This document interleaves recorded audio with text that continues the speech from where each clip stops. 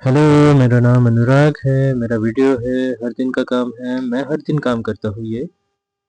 अम, हाल ही में मैंने कुछ अलग शुरुआत की है। मैं कोशिश करता हूँ कि अपने आप से सच बोलने की, या फिर अपने पास्ट को खंगालने की, या फिर ऐसा कह सकते हो कि मेरे पास्ट में जो हुआ था उसको याद करने की और उसके प्रति अकाउंटेबल होने की कोशिश करता हूँ। मैंने कल से ही शुरुआत किया था, और कल में मैंने डिस्कस किया था अपने पास्ट के बारे में। और मैंने कोशिश की कि है ना, जितना भी मेरा पास्ट है रहा है, जितना भी मेरा भूत रहा है, जितना भी मेरे पास्ट और उससे नतीजे कॉन्सिक्वेंसेस है, उसकी अकाउंटेबिलिटी लेने की कोशिश की मैंने कन्विंस करने की अपने आप को, अपने आप को अकाउंटेबल। और उसके साथ साथ है ना, जितना भी सच है, जितना भी मेरा जो पहलू है, जितना भी मेरा जो चीज़ है, मेरी चीज़ है, मेरी जो अ, मेरा जो नेचर है, जितना भी मेरा जो एस्पेक्ट है, जितना मेरा जो भी है, मैं कोशिश कर रहा हूँ उसे अपनाने की, या फिर कोशिश कर रहा हूँ उसे एक्सेप्ट करने की।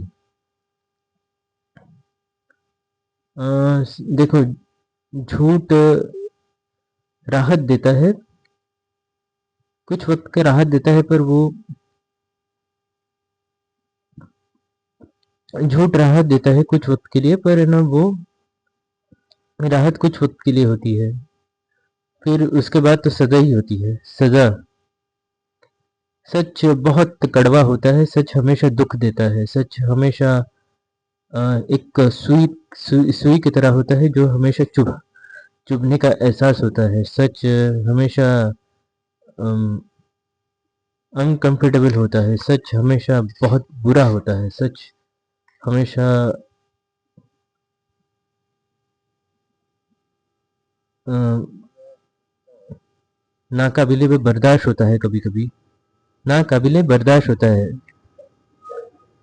पर अगर आप सच को अपना लेते हो, सच को अपना लेते हो, सच के साथ साथ है ना, जीना सीख जाते हो, सच को एक्सेप्ट कर लेते हो, तो फिर आपकी मुक्ति होती है।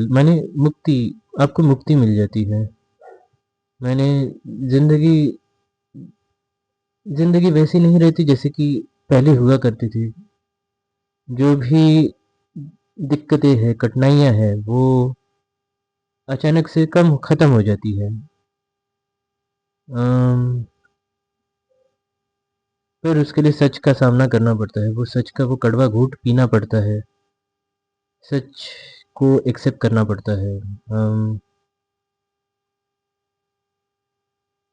कभी कभी मैं बहुत ये ज्ञान देता हूँ, या फिर है ना, कभी कभी मैं उपदेश उपदेश देने के जैसा है ना करता हूँ।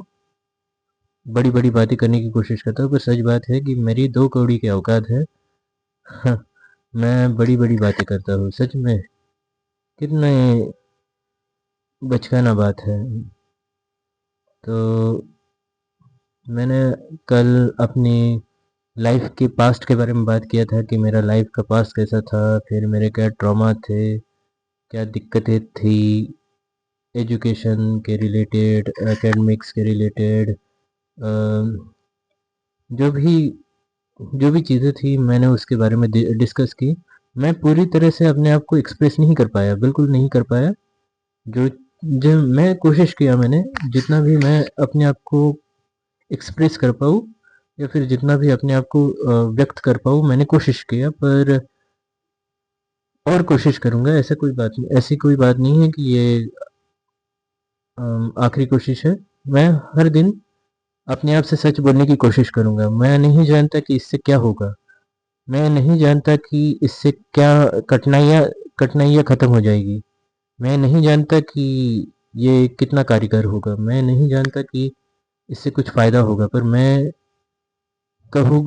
कोशिश करूँगा कि है ना, ज़्यादा से ज़्यादा अपने आप से सच बोलूँ, या फिर जो सच का जो कड़वा घूंट होता है मैं उसे पीऊँ, या फिर सच्चाई को एक्सेप्ट करने की कोशिश करूँगा। सच बात है कि यही सही तरीका है, यही यही सच्चाई है।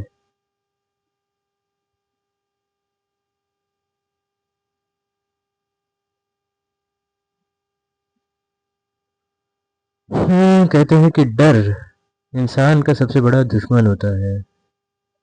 जहाँ डर होता है वहाँ सब कुछ खत्म हो जाता है। जब इंसान कोई डरना शुरू कर देता है, तब उसकी जो भी कैपेसिटी, जो भी एबिलिटीज, जो भी उसकी कला, या फिर जो भी उसकी बुद्धिमत्ता, जो भी उसकी क्षमता, उसका नाश हो जाता है। डरना एक स्वाभाविक चीज है, पर इंसान जब इन्हें डरना शुरू कर देता है, या फिर डर आपकी जिंदगी को दिशा देने लगता है, या फिर डर आपकी जिंदगी को निर्देश दिशा निर्देश करने की शुरुआत कर देता है, तो फिर सब कुछ खत्म हो जाता है। इंसान खोखला हो जाता है। मेरे जीवन भी ऐसा ही हुआ था। मेरे जीवन में मेरा डर मैं हमेशा डर के साए में रहा हूँ। डर के साए में क्यों रहा हूँ? क्योंकि डर किसी चीज का नहीं, पर डर मेरे अंदर का डर है। इसके साए में रहा हूँ। जब स्कूल में था तो डर था, रिजल्ट का डर डर हुआ करता था। स्कूल में था तो घर वालों का डर था, पेरेंट्स का डर था। फिर जैसे जैसे कॉलेज में गया, वैसे वैसे एग्ज़ाम का डर हुआ, फिर सिलेबस का डर आ गया, फिर ज़्यादा मेहनत करने की डर आ गया, फिर रिज़ल्ट का डर आ गया। और फिर जैसे जैसे स्कूल कॉलेज ख़त्म हुआ, कॉलेज कॉलेज में भी सेम कॉलेज में भी वही डर था। सिलेबस का डर था, पढ़ाई का डर था, रिज़ल्ट का डर था, फैकल्टीज़ का डर था, घर वालों का डर था, घर वालों का डर था, पढ़ाई करने का डर था, अ, लोगों का डर था। मैंने इतना डर था। फिर जैसा मेरा कॉलेज ख़त्म होता है वैसे उसके बाद अ, आगे फ्यूचर का डर था। मैंने आगे फ्यूचर फ्यूचर में क्या होगा, या फिर फ्यूचर में क्या रहेगा। फ्यूचर में जॉब करना पड़ेगा, फ्यूचर में पैसे कमाना पड़ेगा, फ्यूचर में रिस्पॉन्सिबिलिटी लेनी पड़ेगी, फ्यूचर में अम, एक रिस्पॉन्सिबल इंसान बनना पड़ेगा। फ्यूचर में जो वो काम करना पड़ेगा जो बड़े लोग करते हैं। फ्यूचर में नौकरी करनी पड़ेगी, मेहनत करनी पड़ेगी, उसका डर था। आज भी मैं डरता हूँ कि अपनी सच्चाई को लेकर डरता हूँ। मेरे जितना भी पास्ट है, मेरा जितना भी भूतकाल है, मेरा जितना भी है ना ट्रॉमा है, वो उससे डरता हूँ मैं।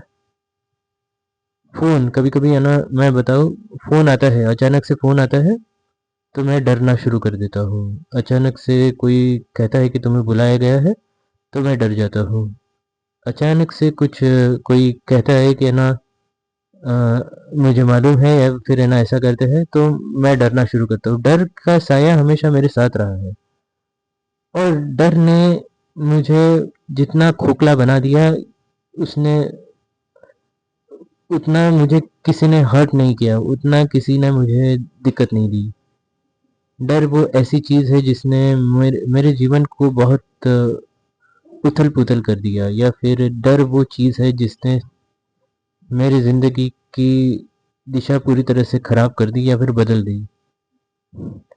मैं डरने मैं डरना नहीं चाहता था, मैं खुश रहना चाहता था। मैं एक इंसान हूँ, मैं एक आम इंसान हूँ, मैं हमेशा और इंसान की तरह खुश रहना चाहता था। मैं एक साधारण इंसान हूँ, साधारण इंसान की तरह जो एक इंसान की जो ख्वाहिशें रहती है, जो इच्छा रहती है, जो डिज़ायर रहता है, मेरी भी वही ख्वाहिश थी। मैं खुश रहना चाहता था। मैं खुश रहना चाहता था। मैं भले ही उसके लिए मुझे टीवी का सहारा लेना पड़ा, भले ही मुझे उसके लिए झूठ का सहारा लेना पड़ा, भले ही मुझे काम चोरी का काम चोरी का सहारा लेना पड़ा, भले ही मुझे मोबाइल का सहारा लेना पड़ा, भले ही मैंने बहुत सारे ऐसे सहारा लिया। मैंने खुश रहना चाहता था, मैं खुश रहना चाहता था। बस मेरी यही इच्छा थी कि मेरी यही तमन्ना थी कि मैं खुश रहना चाहता था। और क्या मैंने कोई गलत काम कर दिया? नहीं। सच बात यह है कि अगर शायद मुझे कोई तब गाइडेंस देता है या फिर कोई मेरा मार्गदर्शन करता है, शायद कोई मुझे मेरी बातों मेरे को समझता है या फिर मुझे काउंसल करता है या फिर ऐसा कुछ मुझे मदद करता, तो शायद मुझे राहत मिल जाती या फिर मेरी स्थिति या फिर मेरी जो हालात थे वो कुछ हद तक बेहतर होते। मैं एग्ज़ाम में लोगों से बात करने में मुझे डर लगता था, ठीक है? नए जगह पे जाने जाने से मेरे को डर लगता था, लोगों से बातचीत करने में मेरे को डर लगता था। डर हमेशा हमेशा हमेशा इस रहा है मेरी ज़िंदगी में, डर कभी नहीं गया। डर हमेशा किसी न किसी तरीके से रूप बदल कर है ना मेरी ज़िंदगी में आता था। और डर की वजह से मैंने बहुत सारे है ना डर से भागने के लिए मैंने बहुत सारी चीज़ें की। डर मेरे जीवन का अभिन्न अंग था। डर ने जितना मुझे डैमेज नहीं किया, जितना किसी ने डैमेज नहीं किया। तो मैं एक्सेप्ट करता हूँ कि डर है मेरे अंदर। डर आज भी है, डर कल भी था, आज भी है और आगे जाके भी रहेगा। मुझे इसे एक्सेप्ट करना पड़ेगा, मुझे इसके साथ जीने का तरीका ढूंढना पड़ेगा। मुझे इसे पूरी तरह से गले लगाना पड़ेगा डर को। मुझे पूरी तरह से इसे अपने आत्मसात करना पड़ेगा। मुझे पूरी तरह से इसे गले लगाना पड़ेगा डर को। मेरे डर को पूरी तरह से एक्सेप्ट करना पड़ेगा, क्योंकि डर कभी नहीं जाने वाला, मेरे अंदर का डर कभी नहीं जाने वाला। शायद मुझे लगता है कि ये डर मेरे पूर्व जन्म या फिर पिछले वाले जन्म से ये डर मेरे साथ कैरी फॉरवर्ड होते आ रहा है। और कहते हैं जहाँ डर होता है वहाँ सब सारी चीज़ों का नाश हो जाता है, सारी इंसानी गुण मूल्यों का नाश हो जाता है। और मेरे साथ भी ऐसा ही हुआ शायद। मेरा दोष था, मेरा दोष कहीं कहीं मेरा दोष था, कहीं कहीं मेरा दोष नहीं था। हाँ, पर सच बात यह है कि मुझसे भी कहीं गुना दरिद्र या फिर कहीं गुना बदकिस्मत लोग है ना इस दुनिया में है। मैं ही अकेला सफर नहीं कर रहा, मैं ही अकेला रो नहीं रहा, मैं ही अकेला दुख पश्चाताप में नहीं हूँ। मैं ही अकेला अ, मैं ही अकेला रिग्रेट में नहीं था। मैं ही अकेला इन सारी कठिनाइयों से, इन सारी चीज़ों से जूझ नहीं रहा। बहुत सारी दुनिया में बहुत सारे लोग हैं। दिक्कत है कि वो मुझे नहीं मालूम कि कौन है, पर बहुत सारे लोग हैं। और बहुत सारे लोग ऐसे भी हैं जो जिनका जीवन पूरी तरह से बर्बाद है। मैं ये मानता हूँ कि यार मेरा जीवन बर्बाद है क्योंकि मेरे लाइफ का कोई फ्यूचर नहीं है। अ, कुछ साल के बाद 33 इयर्स का होने वाला हूँ, मेरा कोई भविष्य नहीं है। मैं जॉब नहीं करता, मेरे पास ऐसी कोई स्किल नहीं है जिससे ना मुझे कोई ऐसी जॉब मिले, एमएनसी में जॉब मिले वगैरह। स्किल सीख सकता हूँ, पर मैं हमेशा सीखने में हमेशा है ना बुरा रहा हूँ, या फिर है ना मैं हमेशा स्लो रहा हूँ, या फिर है ना मैं हमेशा स्लो मोशन में काम करता हूँ। मैं हमेशा अपने गति में काम करता हूँ, मैं हमेशा अपनी दुनिया में रहता हूँ। मैं हमेशा अम, इस सारी चीज़ों को टालने की कोशिश करता हूँ। मैं हमेशा बचने की कोशिश करता हूँ, मैं हमेशा भागने की कोशिश करता हूँ, मैं हमेशा डर से भागने की कोशिश करता हूँ, मैं हमेशा एस्केप करने की कोशिश करता हूँ। और एस्केप करने के चक्कर में मैंने बहुत सारी आदतें पाल ली, जैसे कि यूट्यूब है, टीवी है, यार बहुत सारी जैसी चीज़ें हैं, मनोरंजन वाली आदतें मैंने पाल ली। और ये साइकिल, ये बिहेवियर बचपन से चालू है, बचपन से शुरू है। ये बिहेवियरल बिहेवियरल रूप है ना, मेरे साथ बचपन से है। इसलिए मैं यही कहता हूँ कि ये जो चीज़ है, ये जो डर है, ये कल था। ये जो ये जो चीज़ है, ये आज भी है मेरे साथ, और बहुत पॉसिबल है कि ये कल भी जाकर रहेगी। तो मुझे इसके साथ अडेप्ट करना सीखना पड़ेगा, एनी हाउ करके अडेप्ट करना सीखना पड़ेगा। इसके सिवाय मेरे पास कोई चारा नहीं है, या फिर मेरे पास कोई ऐसा अल्टरनेटिव नहीं है। तो डर डर से मैं सीखना चाहता हूँ। और मैं क्या कहूँ, हाँ, एक किस्सा मैं आपको शेयर करना चाहता हूँ, डर का ही एक किस्सा शेयर करना चाहता हूँ, जो मेरे मुझे बहुत अच्छी तरह से याद है। तो दरअसल मैं इंजीनियरिंग में था, तो दरअसल बात ऐसी हुआ करती थी कि है ना, एक सेमेस्टर हुआ करता था। सेमेस्टर कौन सा सेमेस्टर था मैं नहीं जानता, और मैं नहीं जानना चाहता। मैं ज़्यादा डीप डीप डाइव नहीं जाना चाहता, पर है ना, एक सेमेस्टर था, उसमें इंग्लिश का पेपर था, ठीक है। तो इंग्लिश का पेपर मेरा बैक लग गया था। बैक लगने के बाद है ना, एक प्रोसीजर होती है, स्टूडेंट सेक्शन में है ना जाना पड़ता है आपको, फिर उसका फॉर्म आपको भरना पड़ता है। माने आप सपोज है ना विंटर में फेल हो गए हो, तो उसका सप्लीमेंट्री एग्ज़ाम है ना समर में होता है, तो उसके लिए आपको एग्ज़ाम फॉर्म भरना पड़ता है। तो दरअसल बात ऐसी हुई थी कि है ना, देखो, मैं अगले साल तो चला गया था, और इंग्लिश का पेपर है ना मेरा पिछले साल का था, मैंने पिछले सेमेस्टर का था, मैंने पिछले ईयर का था मेरा। तो फिर हुआ क्या था कि है ना, इंग्लिश का पेपर है ना, दरअसल जो शुरू शुरू का जो सेमेस्टर है उसके साथ तो दे दिया था, तो मेरा इंग्लिश का पेपर बराबर नहीं गया था। तो फिर जैसे रिजल्ट आया था, तो मैंने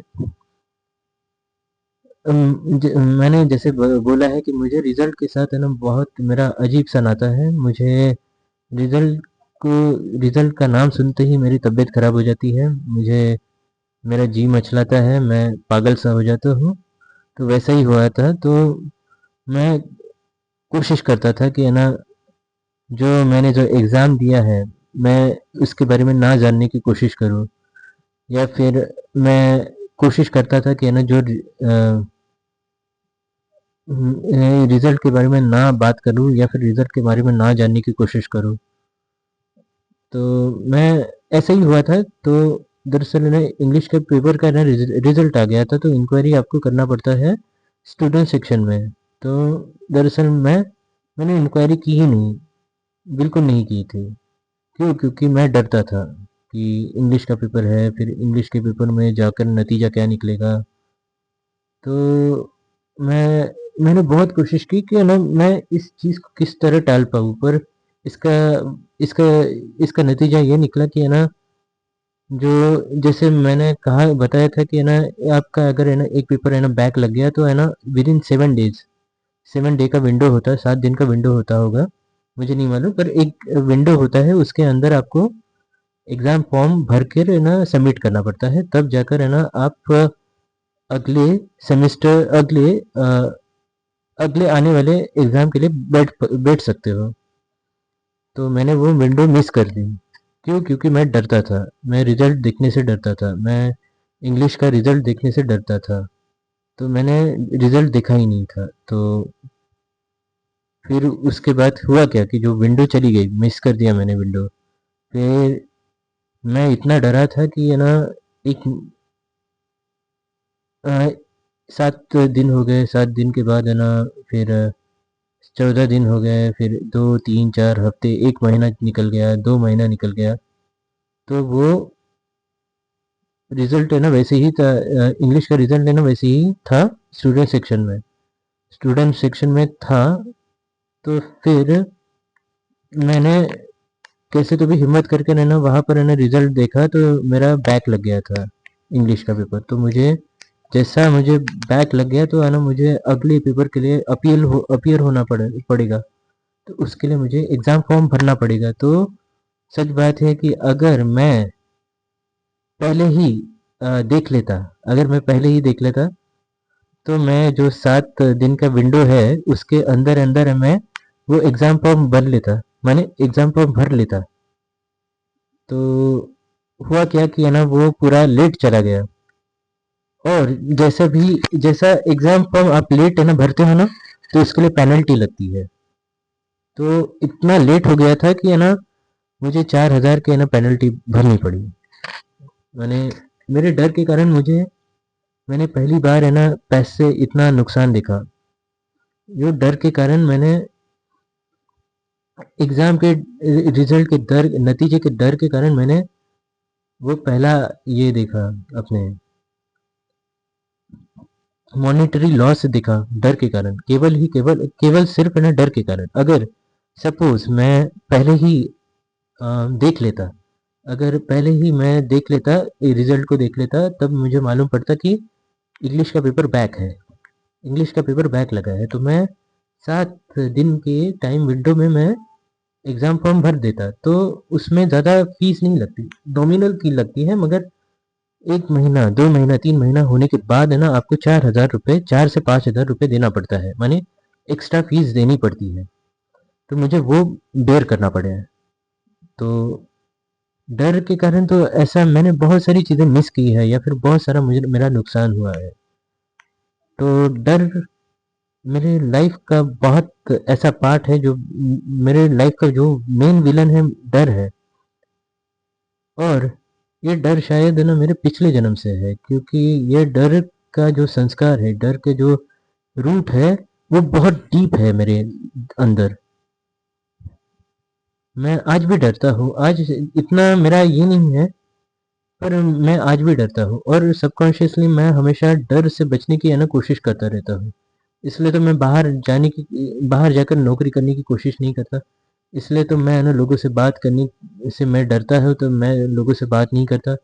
इसलिए तो मैं है ना आगे है ना फ्यूचर के बारे में बात नहीं करता। इसलिए तो मैं है ना अपने पिछले मिस्टेक्स के बारे में बात नहीं करता यार। डर डर से मुझे बहुत नुकसान हुआ है, पर अब मैं इसे एक्सेप्ट करता हूँ, और मैं पूरी तरह से एक्सेप्ट कर लेता हूँ कि मैं इसमें मेरी गलती है या फिर नहीं है। पर शायद है ना मेरी गलती है कि मैंने उस पर काम नहीं किया, या फिर है ना मेरी गलती ये रही कि मैंने उसको वक्त रहते ही एड्रेस नहीं किया, और वक्त रहते ही इस पे काम कर कर इसे एलिमिनेट नहीं किया, या फिर है ना वक्त रहते ही इस पर कुछ कार्रवाई नहीं की, या फिर वक्त रहते ही इसे पहचाना नहीं। मैं हमेशा भागता रहा, हमेशा मैं इसे टालने की कोशिश किया। तो ये मेरी गलती है, और इसी वजह से आज भी मैं इसी पोजीशन में हूँ। मैंने बहुत ही विकट पोजीशन में हूँ। विकट पोजीशन माने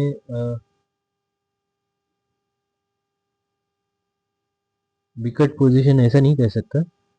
मेरी लाइफ अच्छी है, बिल्कुल अच्छी है, बिल्कुल अच्छी है। ऐसा कोई ये नहीं, बस मैं ऐसे औरों से बहुत पीछे हूँ। जैसे कि मेरे उम्र के जो लोग हैं, वो अपने करियर में आगे बढ़ गए हैं, या फिर है ना कुछ अच्छा काम कर रहे हैं, कुछ है ना पैसा कमा रहे हैं, ये कर रहे हैं, वो कर रहे हैं। मैं घर पे बैठा हूँ। यूजुअली है ना ये माना जाता है कि है ना मेरे जैसे इंसान को, या फिर मेरे जैसे व्यक्ति को बाहर जाकर है ना कमाना पड़ता है, या फिर वो मेरे जैसा व्यक्ति, मेरे उम्र का व्यक्ति है ना कहीं सेटल हो जाता है इस उम्र में। तो सेटल हो जाता है, पर मैं वैसा नहीं हूँ। मेरे मुझसे छोटे छोटे मुझसे कम उम्र के बच्चे या फिर कम उम्र के लोग है ना सेटल हो गए हैं, नौकरी करते हैं। मैं ऐसा नहीं हूँ, मैं घर में ही रहता हूँ। मैं अपने कंफर्ट जोन को छोड़ के नहीं जाना चाहता, या फिर नहीं जा पाता। मैं नौकरी नहीं करना चाहता। वाई? बिकॉज़ एक ट्रॉमा था मेरे साथ नौकरी के साथ, तो मैं उस ट्रॉमा को फेस नहीं करना चाहता। मैं इवन अपना जो रिज़ल्ट है, मार्कशीट है ना, खोल के नहीं देखना चाहता। वाई? बिकॉज़ वो जब भी मैं मार्कशीट देखता हूँ तो वही बैड मेमोरीज़ आती हैं। तो एक तरीके से मैं हमेशा एस्केप करने की कोशिश की है। अब मैंने इसे मान लिया है। मैं इसे मानता हूँ, मैं अपनी गलती मान लेता हूँ, पर अब सवाल ये है कि मैं आगे जाके क्या करूँ? तो मैंने जितना सच बोल बोलने की कोशिश की, तो एक्सेप्ट करने की कोशिश की, तो कर सकता था जितना मैं एक्सेप्ट करना कर सकता था, जितना मैं सच बोल सकता था, मैंने कोशिश की। और कल रात मुझे सपना आया। देखो यार, जैसे मैंने ना डिसाइड किया है कि मैं शादी नहीं करूँगा। व्हाई? बिकॉज़ मैंने मैं यही मानता हूँ कि यार शादी मेरे जैसे इंसान को शादी नहीं करनी चाहिए। व्हाई? बिकॉज़ मैं खुद ही डिस्टर्ब हूँ। मैं खुद ही डिस्टर्ब हूँ। तो फिर ऐसा इंसान शादी करेगा तो फिर वो दूसरे की दूसरे का जीवन भी खराब कर देगा, या फिर वह शादी कर कर है ना और मैस कर देगा, या फिर और गड़बड़ कर देगा। तो मैं शादी नहीं करना चाहता, नहीं करूँगा, और मैं इसके लिए तैयार हूँ। तो मैंने पहले से ही डिसाइड किया था, पर है ना क्या है कि है ना घर वाले मेरी मम्मी कह रही थी शादी की। तो आखिरकार मेरी मदर भी मान गई कि शादी, तो तो वो भी मान गई है कि ये घर का बच्चा है ना शादी नहीं करने वाला। तो आई नो कि बहुत पेन होता होगा उनको भी, पर है ना सच बात ये है कि मैं इस पोजीशन में नहीं हूँ, या फिर मैं उस मेंटल कंडीशन में नहीं हूँ, मैं उस पोजीशन में नहीं हूँ कि मैं शादी करूँ। और सपोज़ अगर मैं मान लो मैं तैयार भी हो जाता हूँ, तो मुझसे शादी करने के लिए कोई ऐसे कोई मिलेगा नहीं जो मुझसे शादी करेगा। तो ये जो चीज़ है पूरी तरह से बेईमानी है। तो मुझे नहीं लगता है कि मैं शादी आगे मेरी शादी होगी और मैं शादी करना चाहता हूँ। मैं शादी नहीं करना चाहता, पर अब ये चीज़ मैंने डिसाइड कर ली है। तो मैं हमेशा अक्सर कहता हूँ कि है ना, हर सिक्के के दो पहलू होते हैं। ये शादी ना करने के है ना फ़ायदे तो मैंने देख लिए हैं, क्या-क्या फ़ायदे हैं, पर नुकसान क्या है उसके बारे में मैं एक्सप्लोर करना चाहता हूँ। इसके बारे में जो रियलिटी है, जिसके बारे में जो सच्चाई है, उसके बारे में जो असली असल असल बात है, जो फैक्ट है, उसके बारे में मैं एक्सप्लोर करना चाहता हूँ, बात करना चाहता हूँ, डिस्कस करना चाहता हूँ, बोलना चाहता हूँ। तो देखो, अगर इंसान शादी नहीं करता तो इंसान का जो इमोशनल एक वक़्त के बाद है ना, इंसान इमोशनली डिपेंडेंसी है ना चली जाती है। सपोज़ है ना, ठीक है, मैं अभी शादी नहीं करना चाहता, पर शायद 10 साल के बाद या 7 साल के बाद, 5 साल के बाद है ना, मैं जैसा सोचता हूँ, ज़रूर नहीं कि 5 साल के बाद भी वैसा सोचूँ, या फिर मेरी ज़रूरतें वैसी हो, या फिर ऐसा हो सकता है कि 5 साल के बाद मुझे किसी इंसान की या फिर किसी व्यक्ति की ज़रूरत पड़े, क्योंकि इंसान एक सामाजिक इंसान है, सामाजिक जानवर है। तो शायद है ना मुझे किसी इमोशनल कनेक्ट की ज़रूरत पड़े। ऐसा हो सकता है, बिल्कुल हो सकता है, पर मैं कोशिश करूँगा कि ऐसा ना हो। अ, फिर मैं अपने पैरों पे खड़ा नहीं हूँ, या फिर मैं अपने ऊपर आत्मनिर्भर नहीं हूँ। मैं घर वालों के भरोसे हूँ। अगर सपोज़ मेरे घर में मेरी मदर की मौत हो जाती है या फिर डेथ हो जाती है, तो उसके बाद तो मैं पूरी तरह से अनाथ हो जाऊँगा। तो फिर मैं सच बोलने की कोशिश कर रहा हूँ, तो अनाथ हो जाऊँगा। तो ऐसे कंडीशन में मेरे कौन रहेगा? मेरे साथ कौन रहेगा? मेरा अपना कौन रहेगा? या फिर मुझसे मुझे अपना कहने वाला कौन रहेगा? या फिर मुझसे इमोशनल कनेक्ट रखने वाला कौन रहेगा? दुनिया में एक लौती एक व्यक्ति है जो मेरे साथ मैंने जो मेरी परवाह करती है या फिर है ना कहीं मेरे बारे में सोचती है, तो वो मेरी मदर है। उसके बाद कौन है रहेगा, मैंने कौन इमोशनल कनेक्ट कहाँ होगा, उसके बारे में मैं इसके बारे में ये बात है, ठीक है। और दूसरी बात है, सपोज कि मैं अगर बीमार पड़ गया या फिर मैं अगर बीमार पड़ गया या फिर मुझे किसी की असिस्टेंस की ज़रूरत पड़ी, तो मेरा साथ देने वाला कौन होगा। ये भी एक प्रॉब्लम होगा कि मैं अकेला इंसान है ना, अपना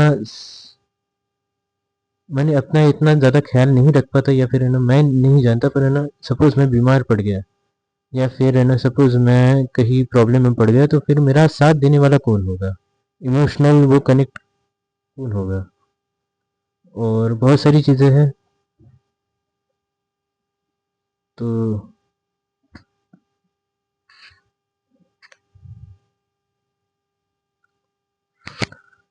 तो एक अकेले इंसान को जो कॉन्फिडेंस लगता है वो नहीं है, तो वो कहाँ से लाऊंगा। तो ये सारी चीज़ें हैं, सिक्के का दूसरा पहलू। मुझे इसको एक्सेप्ट करना पड़ेगा और इस पे काम करना पड़ेगा। मुझे इस पे काम करना पड़ेगा, जैसे कि अगर सपोज मेरी मदर की डेथ हो जाती है, तो फिर मुझे अकेला रहना सीखना पड़ेगा विदाउट किसी इमोशनल कनेक्ट के साथ। मुझे अपने आप को मानना पड़ेगा कि है ना मैं अकेला था, हूँ और रहूँगा। इसे अच्छी तरह से मानना पड़ेगा। फिर मुझे कुछ करना पड़ेगा जिससे मेरा कॉन्फिडेंस आए। मुझे कुछ करना पड़ेगा जिससे मेरा आत्मविश्वास आए।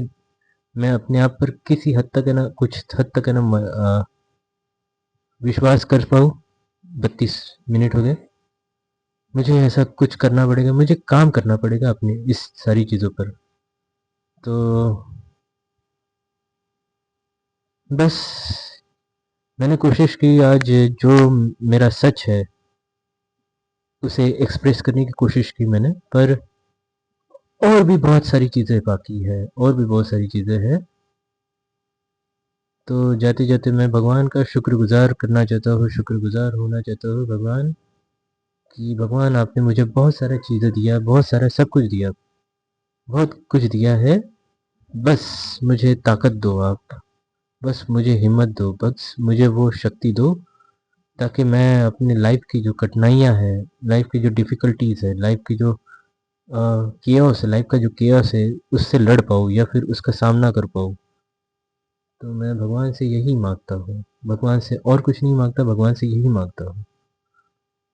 तो मैं भगवान का शुक्रगुज़ार हूँ, भगवान को शुक्रिया अदा करता हूँ, और बस और कुछ नहीं। Thank you very much.